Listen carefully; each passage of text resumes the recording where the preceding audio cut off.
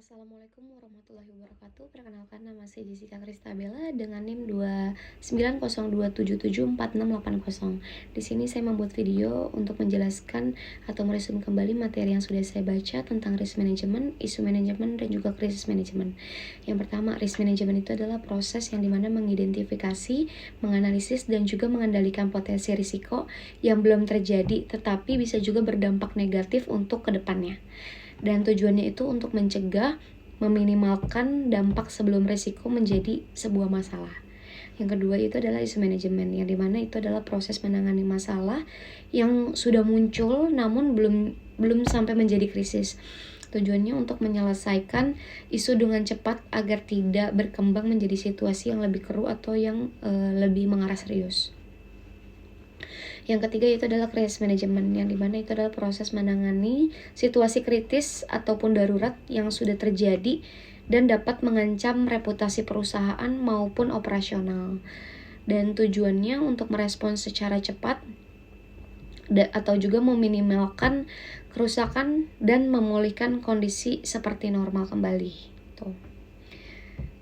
Kalau diibaratkan, kalau risk itu sesuatu yang mungkin terjadi, jadi harus mengantisipasi. Isu itu adalah masalah yang udah terjadi, jadi penanganan awalnya seperti apa.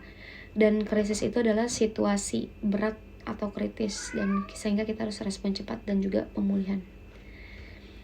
Dan saya akan mengasih contoh kasus Lion Air yang pada tahun 2018 itu pesawat Lion Air JT610 jatuh tidak lama setelah lepas landas dari kota Jakarta, dan kejadian ini menjadi salah satu krisis paling besar dalam sejarah penerbangan di Indonesia.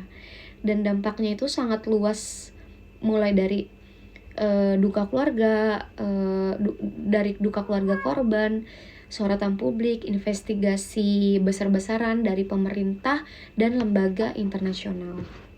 Nah, pentingnya risk management di kasus ini yaitu keamanan penerbangan itu harus selalu jadi prioritas utama dalam kejadian ini, mengingatkan bahwa sistem keselamatan dan pemeriksaan pesawat benar-benar harus diperhatikan dan sangat ketat karena resiko kecil di dunia penerbangan bisa berdampak sangat besar.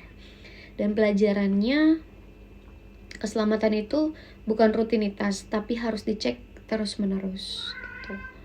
Lalu isu manajemennya, masalah kecil harus ditangani serius, maupun isu teknis atau laporan kecil dari pilot maupun teknisi harus ditindaklanjuti secara tepat dan juga cepat gitu. Jangan menunggu masalah besar baru ditindak gitu. Lalu selanjutnya itu ada krisis manajemen, yang dimana kita perusahaan harus respon cepat dan komunikasi jujur itu kunci saat krisis itu terjadi. Lion Air, pemerintah, dan lembaga terkait juga harus bergerak cepat, seperti mengevakuasi, harus berkomunikasi publik, dan juga memberi dukungan kepada keluarga korban maupun investigasi terbuka. Itu saja contoh kasus dan penjelasan pembelajaran yang sudah saya baca.